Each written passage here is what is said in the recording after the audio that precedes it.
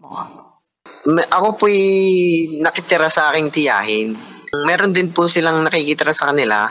Yung pong babae, pamangkin ng asawa niya. Pag po galing po siyang panggabi, nakikita ko po siya sa kwarto. Naka-brat panty lang pag natutulog kasi mainit. Ngayon po, pasilip-silip lang po ako. Bata pa naman po, hindi ko pa naman po. Tatawagin niya po ako, papamasahe po siya sa akin. Tapos po, nakakaramdam na po ako na-attract sa kanya. Pag na-attract po ako sa kanya, iano ko ang aking sa kanyang masalang bagay sa likod, napayag naman po. Kaya, So, tinutok mo, nagpatutok naman. opo, napayag po siya. Hanggang sa gilid-gilid lang po. Bagus po tumagal, mga ginugusto ko na po, para pong pumapayag na siya na mahawak-hawakan ko. Tapos po noon, yun, na may nangyayari na sa amin. Hanggang ngayon po, hindi ko nakakalimutan siya. Siya po ang first time ko.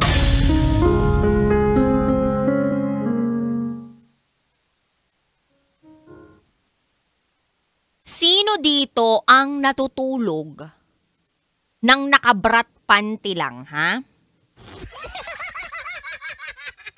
Sino ditong natutulog na nakabrip lang?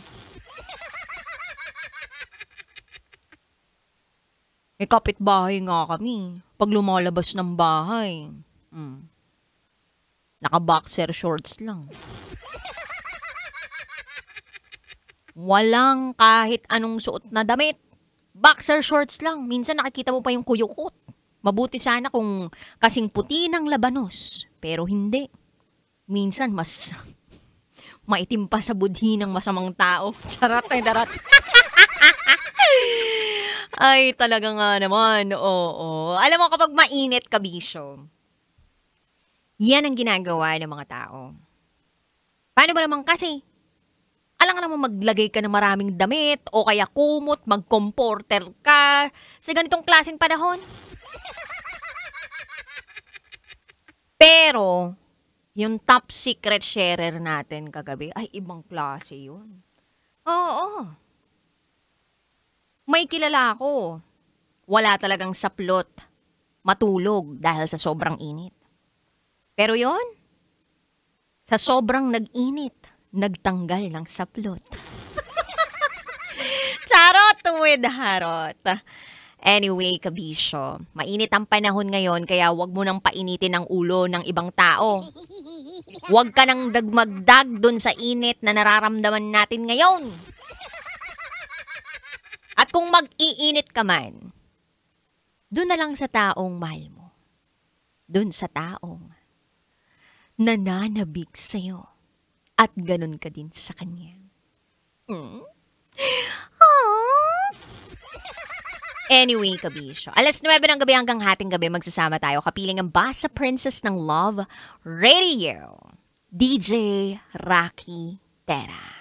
At ngayong gabi, samahan mo ko sa isa na namang pagsisiwalat ng sikreto ng ating kabisyo. Ito na po ang patikim ng DJ Rocky's Secret Files.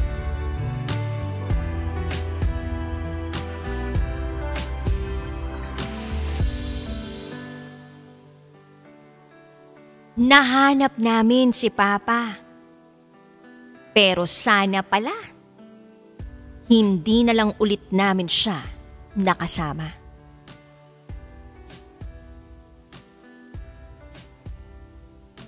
Yung akala mo gusto mo pa siyang makasama uli. Pero nung nandun na nakakasama mo na, parang ayaw mo na. Parang iba pala yung ideya ng taong yun dun sa realidad ng taong yun. The idea of that person versus the reality of that person. Minsan sa sobrang gusto nating maging ma-okay ang lahat, pati sarili natin, niloloko na rin natin. Masyado tayong naniniwala dun sa idea na pinuo natin sa mga utak natin. Na dapat, ang tatay haligi ng tahanan, dapat hindi mo siya sukuan. Tatay mo pa rin yan. Excuse me, Dennis. Charot! Wait, Darot. Sinong Dennis? Dennis Mendoza? Dennis Guevara? Dennis Guerrero? Dennis Sortelia? Hindi ko alam. Ewan ko ba kung ano sinasabi ninyo? Madami naman Dennis sa mundo Tumingin sa katabi na Dennis ang pangalan. O, malay mo, yan yung tinutukoy ko. But anyway, bakit nasabi ng secret file sender natin yung katagang yun? Abangan nyo po yan sa aking pagbabalik. Kapiling po ang Basa Princess ng Love Radio, DJ Rakitera, at ikay nakatutok sa 90.7 Love Radio. 50 years na tayo kabisyo. Kailangan pa bang i-memorize yan? Basic. Up next is DJ Rocky's Secret Files. Sinira ng tatay ko ang pagkababae ko. Siya. May secret affair kami ng office mate ko. Hindi ko matigilan kasi sobrang galing niya sa... Rocky's Secret Files. Secret Files. It's the kind of bleep you never knew existed. Kunwari inosente pero boy naman pala. Rocky's Secret Files. Secret Files.